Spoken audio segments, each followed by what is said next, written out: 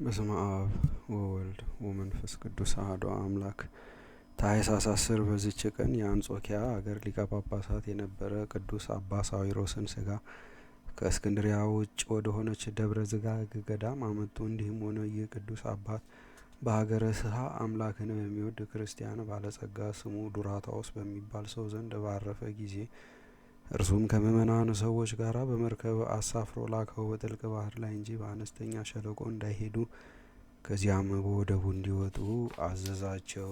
ወደ ደቡባዊ ባህር ቅርጣስ በደረሱ ጊዜ የቅዱሱም ስጋ ከእሳቸው ጋር ሳለ ወደ ምዕራብ አቅጣጫ ጥቂት እንደተጓዙ መርከቡን የሚሸከም ውሃ አላገኙም። መርከቡንም እየጎተቱ ታላቅ ድካምን ደከሙ።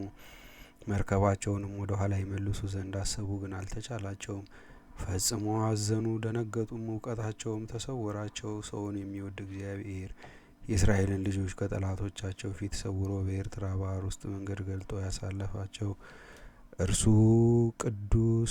እርሱ የቅዱስ ሳዊሮስን ስጋ መለካውያን ከሆኑ ከካህዲያን ሰዎች ሰወረ። እነርሱ በሕይወቱ ሳለ ይጠሉት ነበርና እንዲሁ ከሞተ በኋላ ቃሉ እንደ ሰይፍ የሚቆራረጣቸው ሆነ። ከዚህም በኋላ እግዚአብሔር ከታምራቱ ገለጠ። ያቺን መርከብ ወደሚወጡበት ወደብ እስከምትደርስ በጥቂት ውሃ ላይ 7 ምዕራፍ ያህል እንድትጓዝ አደረጋት።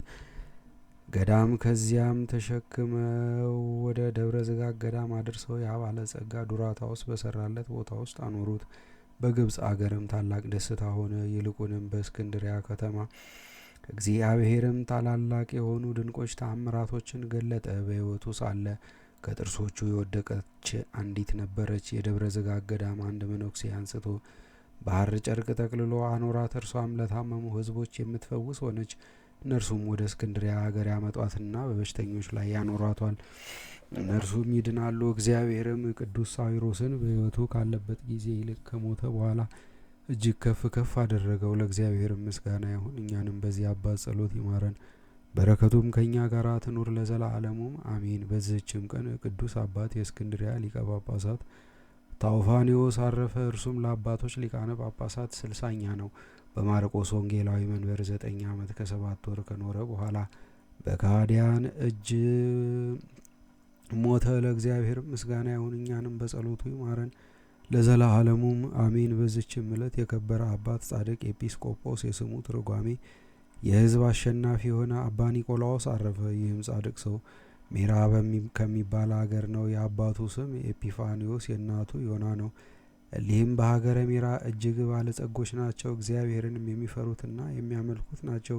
ግን ልጅ አልነበራቸውም። ሀብታቸውን የሚወርስ የተባረከ ልጅን ሰጥቷቸው በእርሱ ደስ ይላቸው ዘንድ እያዘኑ ወደ እግዚአብሔር ሲጸልዩና ሲማልዱ ኖሩ።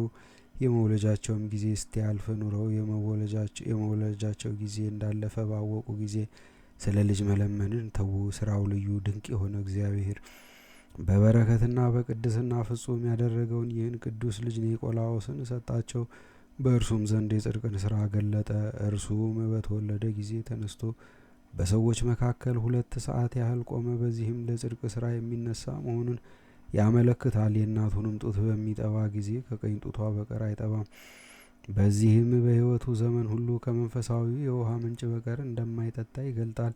ይኸውም የእግዚአብሔር ቃል መንፈሳዊ ትምህርት ነው። በሕፃንነቱም የሐዋርያትን ስርዓት ፈጸመ። በረቡዕና በአርብ ቀን ያለ 9 ሰዓት የእናቱን ጡት አይጠባምና። ታናሽ ብላቴናም በሆነ ጊዜ ወላጆቹ ለመምህር ሰጡት። በጥቂት ቀኖች የቤተ ክርስቲያንን ትምህርት ተምሮ ዲቁና ተሾመ። መንፈሳዊ ስራንም በየቀኑ የሚጨምር ሆነ። የአባቱ የወንድም ልጅ አበምኔት በሆነበት በአንድ ገዳም መነኮሰ። ከሰው ማንም እንደ እርሱ ሊሰራ የማይቻለውን ጽኑ ገድል ተጋደለ። ከዚህም በኋላ ዕድሜው 19 ዓመት ሲሆነው ቅስናን ተሾመ። እግዚአብሔርም ታላቅ ጸጋን፣ ድንቆች ተአምራትን ማድረግና በሽተኞችን የመፈወስ ሀብትን ሰጠው። በሕይወቱም ሳለ ከሞተም በኋላ በየጊዜው በመጨመር የሰራቸው ተአምራቱ ግን ቁጥር የላቸውም። በሕይወቱ ሳለ ከሰራው ትሩፋቱ ጥቂት እንናገራለን። ይህም እንዲህ ነው። አንድ ባለጸጋ በአገሩ ነበረ። ከጥቂት ጊዜም በኋላ የዕለት ራት እስከሚያጣ እጅግ ድሃ ሆነ። 4 ሴቶች ልጆችም ነበሩት። ስለ ድህነቱም የሚያገባለት አላገኘም። የአመንዝራ ቤትም ሰርቶ ልጆቹን በዚያ አኑሮ እያመነዘሩ የዝሙት ዋጋ በማግኘት ይኖሩ ዘንድ ይህን የረከሰ ሀሳብ ሰይጣን አሳሰበው። እግዚአብሔርም ይህ ሰው ያሰበውን ለቅዱስ አባ ኒቆላዎስ ገለጠለት። በዚያንም ጊዜ ተነስቶ ከአባቱ ገንዘብ 100 የወርቅ ዲናር ይዞ ሌሊቱ ሳይነጋ ወደዚያ ሰው ቤት ሄደ። በበሩ ወደ ውስጥ አስገብቶ አኖረለት። ሰውየውም በነቃ ጊዜ ያን ወርቅ አገኘ፣ እጅግም ደስ አለው። ታላቂቱንም ልጁን አጋባት። እንዲሁም ሁለተኛ ጊዜ፣ ሶስተኛ ጊዜ 100 የወርቅ ዲናር እንዲሁ አኖረለትና ሁሉንም ልጆቹን አጋባቸው። በፍጻሜውም ይህን ገንዘብ የሚጥልለት ማን እንደሆነ ያውቅ ዘንድ ነቅቶ የሚጠብቀው ሆነ። ከዚህም በኋላ ሲያኖርለት ቅዱስ አባ ኒቆላዎስን አገኘው፣ ሰገደለትም። ከገንዘብ ችግርና በኃጢአትም ከመውደቅ አድነኸኛልና ዋጋ በመንግስተ ሰማያት ፍጹም ነው አለው። ከዚህም በኋላ ከሰዎች ላይና ሰዎችን ለማሳት ከሚያድርባቸው ዛፎች ውስጥ ሰይጣናትን አበረራቸው፣ በሽተኞችንም አዳናቸው። ዳግመኛም በጥቂት እንጀራ ላይ ባርኮ ብዙ ሕዝቦችን ከዚያ እንጀራ አጠገበ። እጅግ ብዙ የሆነ ትራፊንም አነሱ። ኤጲስቆጶስነትንም ከመሾሙ በፊት ታላቅ ዙፋንና የከበረ የክህነት ልብስ በእርሱ ዘንድ ተቀምጦ ብርሃንን የለበሰ ሰውም ይህን የክህነት ልብስ ልበስ፣ በዙፋኑም ላይ ተቀመጥ የሚለውን ራእይ አየ። ሁለተኛም በሌላ ቀን ለክብረ ባለቤት እናቱ የሆነች እመቤታችን ቅድስት ድንግል ማርያም የክህነት ልብስን ስትሰጠው ክብር ይግባውና ጌታችን ኢየሱስ ክርስቶስም ወንጌልን ሲሰጠው አየ። የሀገረ ሜራ ኤጲስቆጶስም ባረፈ ጊዜ ለሮሜ ሊቀ ጳጳሳት መልአከ በራእይ ተገልጾ ስለ አባ ኒቆላዎስ ነገረው። ስሙንና የመልኩን አምሳያም አስረዳው። በነቃም ጊዜ ያየውን ለኤጲስቆጶሳቱ ነገራቸው። እነርሱም በሰሙ ጊዜ ራእዩ እውነት እንደሆነ ሁሉም አመኑ። ቅዱስ ኒቆላዎስንም ወስደው በሀገረ ሜራ ላይ ኤጲስቆጶስነት ሾሙት። ዲዮቅልጥያኖስም ሲነግስ ክዶ ጣዖታትን ባመለከ ጊዜ ሰዎችን ሁሉ ጣዖታትን እንዲያመልኩ አዘዛቸው። ይህ አባ ኒቆላዎስ ግን ሕዝቡን የሚያስተምራቸውና በቀናች ሃይማኖት የሚያጸናቸው ሆነ። የቅዱስ አባ ኒቆላዎስንም ዜና በሰማ ጊዜ ዲዮቅልጥያኖስ ይዞ ለብዙ ዓመታት ታላቅ ስቃይን አሰቃየው። ክብር ይግባውና ጌታችን ኢየሱስ ክርስቶስም በትዕግስት አጸናው፣ ያለ ጉዳትም በጤና አስነሳው። ዲዮቅልጥያኖስም ከማሰቃየቱ የተነሳ በሰለቸ ጊዜ ከወህኒ ቤት ጨመረው። እግዚአብሔርም ዲዮቅልጥያኖስን አጥፍቶ ጻድቅ ቆስጠንጢኖስን እስከ አነገሰው ድረስ በዚያ ኖረ። ከዚህም በኋላ ክርስቶስን በማመን የታሰሩትን ሁሉንም አወጧቸው። ከእርሳቸውም ጋር ቅዱስ ኒቆላዎስ ወጥቶ ወደ መንበረ ጵጵስናው ተመለሰ። ሕዝቡንም ሁሉ የቀናች ሃይማኖትን እያስተማራቸው ኖረ። ሃይማኖታቸው የቀና የ318 ኤጲስቆጶሳት የአንድነት ስብሰባ በሆነ ጊዜ ይህ አባት ከእሳቸው አንዱ ነው። ከእርሳቸውም ጋር ሆኖ አርዮስን አሳደደው፣ የቤተ ክርስቲያንንም ስርዓት ሰራ። ከዚህም በኋላ ያማረ ተጋድሎን በፈጸመ ጊዜ እግዚአብሔርንም አገልግሎ በመንበረ ጵጵስናው ከ40 ዓመት የሚበዛ ከኖረ በኋላ በሰላም አረፈ። ለእግዚአብሔርም ምስጋና ይሁን፣ እኛንም በዚህ አባት ጸሎት ይማረን፣ በረከቱም ትድርብን ለዘላለሙ አሚን። በዚህችም ቀን ቅዱሳን ተላሰስና አልዓዛር በሰማዕትነት አረፉ። ይህም ተላሰስ ከነነዌ አውራጃ ከባቢሎን ሰዎች ወገን ነው። የፋርስ ንጉሥ ሳቦርም ይዞት ለእሳት ስገድ ለአማልክትም ሰዋ አለው። ቅዱስ ተላሰስም እኔ ስለ ፈጣሪ ለእግዚአብሔር እሰግዳለሁ፣ ለእርሱም እሰዋለሁ እንጂ ለጣዖት አልሰዋም አለው። ያስፈራራውም ዘንድ የቅጣት መሳሪያዎችን አስመጣ። እርሱ ግን አልፈራም። 100 ግርፋትንም ለረጅም ጊዜ እንዲገርፉ ታዘዘ። ከዚህም በኋላ ተላሰስ ሆይ ከዚህ ስቃይ እንድታርፍ ለአማልክት ሰዋ አለው። እርሱም ፈጣሪ ስለሚጠብቀኝ ለእኔ ስቃይ አልታወቀኝም አለው። በዚያንም ጊዜ 200 ጊዜ ገረፉት። በዓይኖቹም ውስጥ የብረት ችንካሮችን ተከሉ። መናገርም እስከሚሳነው በነሐስ መክደኛ ሸፍነው ደበደቡት። ራሱንም በሰይፍ ቆረጡ። ከዚህም በኋላ አልዓዛርን አቀረቡት። ንጉሥ ሳቦርም ለአማልክት ሰዋ አለው። ለረከሱ አማልክቶችም መሰዋትን እምቢ ባለው ጊዜ ወዲያውኑ ወደ እሳት ወረወረው። ያማረ ምስክርነቱንም ፈጸመ። ለእግዚአብሔር ምስጋና ይሁን፣ እኛንም በሰማዕታት ጸሎት ይማረን፣ በረከታቸውም ከእኛ ጋር ትኑር ለዘላለሙ አሚን። በዚችም ዕለት ከቁስጥንጥንያ አገር ለከበሩ ሰዎች ልጅ የሆነች ቅድስት ሱርስት አረፈች።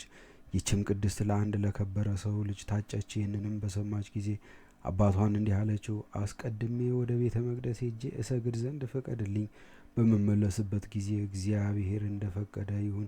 አባቷም አስቀድመሽ ወደ ባልሽ ግቢ፣ ሰርግሽ ከተፈጸመ በኋላ ከእርሱ ጋር ወደ ወደድሽው ሄደሽ ስዕለትሽን ትፈጽሚያለሽ አላት። እርሷም በድንግልናዬ ሳለሁ ወደዚያች የከበረች ቦታ ሄጄ ልጸልይ ለእግዚአብሔር ቃል ገብቻለሁ። ቃሌን በዋሽ በእኔ ላይ እግዚአብሔር ይቆጣል አለችው። ከዚህም በኋላ አባቷ ከሚያገለግሏት ወንዶችና ሴቶች አሽከሮች ጋር አሰናበታት። ለምጽዋትም የምትሰጠው 300 ያህል የወርቅ ዲናር ሰጣት።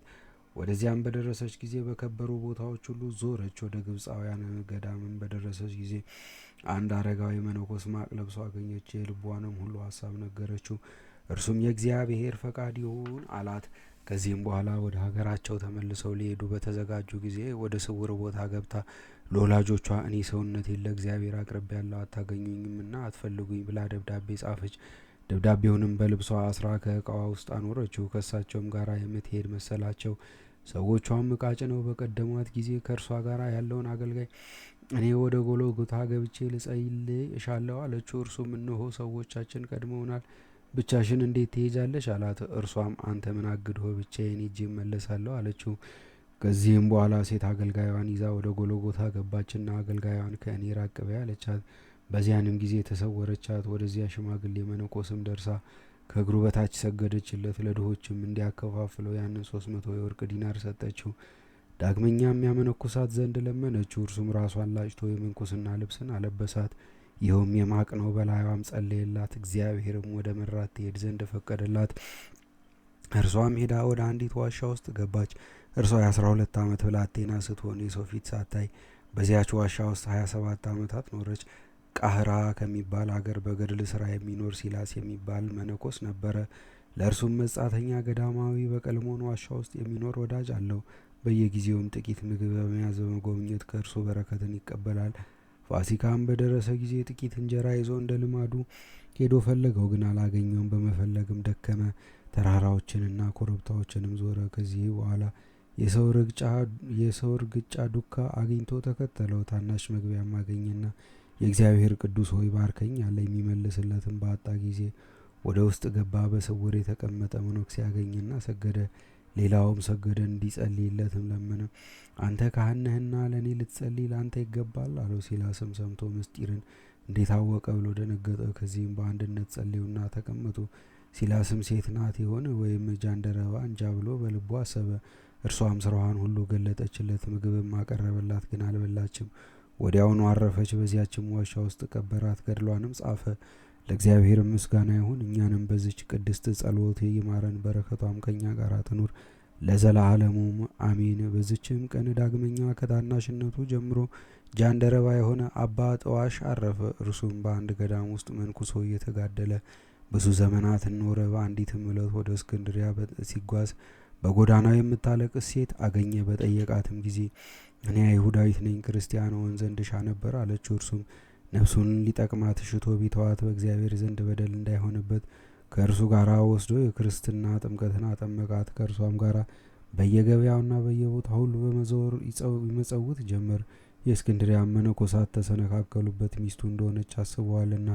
ወደ ሊቀ ጳጳሳቱ አባ ዮሐንስ መሐሪ ዘንድ ይዘው አቀረቡትና ይህቺ ሴት ከዚህ መነኩሴ ጋር መነኮሳትን እንሆ አሳፈሩ አሉት። እርሱም አለያይተው እንዲያስሯቸው አዘዘ። በዚያችም ሌሊት አባ ዮሐንስ በሕልሙ ያ መነኩሴ የቆሰለ ጀርባውን እያሳየው ያለ በደሌ ለምን አቆሰልከኝ ሲለው አየ። አባ ዮሐንስም በነቃ ጊዜ ያንን መነኩሴ ያመጡት ዘንድ አዘዘ። የቆሰለ ጀርባውንም ሊያይ ልብሱን ሲይዝ ከላዩ ልብሱ ወደቀ።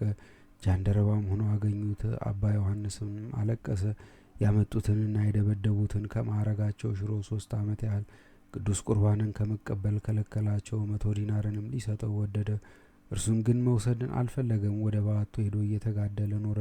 ከዚህም በኋላ በዚች ዕለት አረፈ። ለእግዚአብሔርም ምስጋና ይሁን፣ እኛንም በጸሎቱ ይማረን፣ በረከቱም ከእኛ ጋር ትኑር ለዘላለሙ አሜን። በዚህችም ዕለት ደግሞ የቅዱሳን ሜሊዮስና የታውፊያ የዕረፍታቸው መታሰቢያ ነው። ለእግዚአብሔርም ምስጋና ይሁን፣ በረከታቸውም ከእኛ ጋር ትኑር ለዘላለሙ አሜን።